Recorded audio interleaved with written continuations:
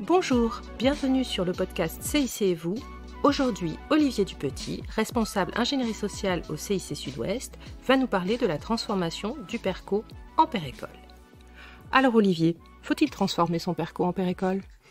Bonjour Sandrine, c'est une excellente question en effet. Et en préambule, je voudrais juste rappeler que cette disposition, cette transformation est possible depuis le 1er octobre 2020.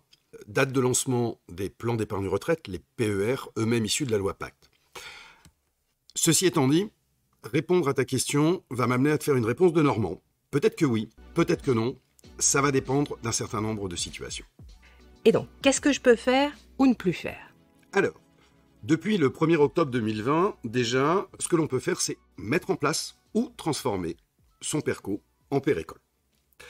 Ce que je ne peux plus faire, c'est souscrire des PERCO qui entrent dans le champ des anciens dispositifs qui peuvent perdurer, mais que je ne peux plus souscrire.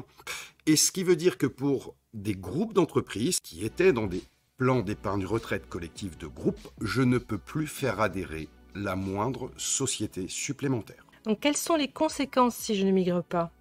Alors, il va y avoir des conséquences positives et des conséquences négatives.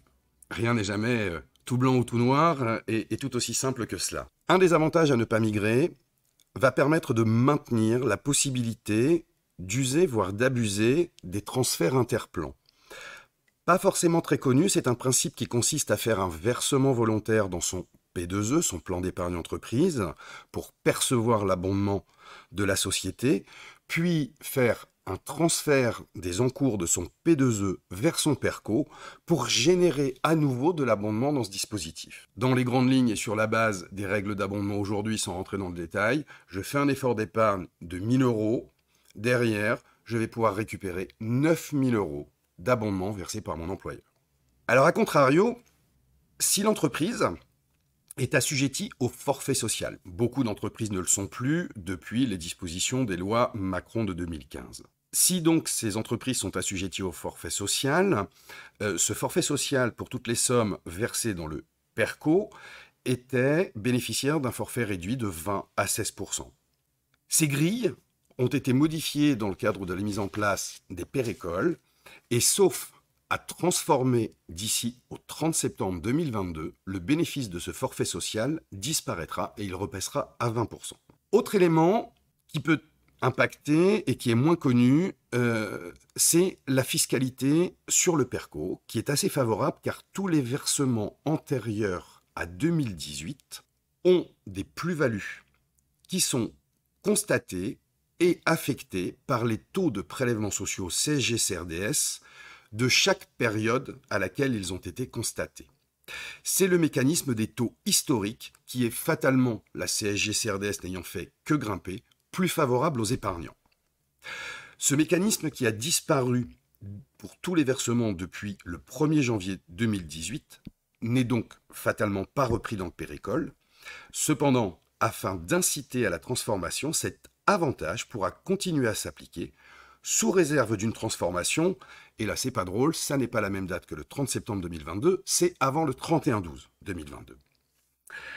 Enfin, le pérécole va avoir l'avantage d'intégrer et d'embarquer, si je puis dire, l'ensemble des dispositifs des PER, à savoir la déductibilité de son revenu imposable possible sur le montant des versements volontaires, ce qui n'existe pas dans le PERCO, et la possibilité de rapatrier des avoirs d'anciens dispositifs retraite de type Madelin, article 83, qu'on aurait pu avoir dans le cadre d'une vie professionnelle antérieure, et ce qui n'est pas possible dans le PERCO. Donc en conclusion Olivier, quels sont les points clés de ma prise de décision ? Alors si on essaie de résumer en amalgamant un petit peu tout ça, si ma société n'est pas soumise au forfait social, et si je souhaite bénéficier et utiliser du transfert interplan, j'ai pas forcément intérêt et avantage à transformer, puisque je perdrai ces bénéfices. Si je suis dans un groupe de sociétés, si, qui plus est, je suis assujetti au forfait social, et si j'ai des versements potentiellement conséquents et très antérieurs à 2018, là je peux avoir intérêt, voire avantage à transformer.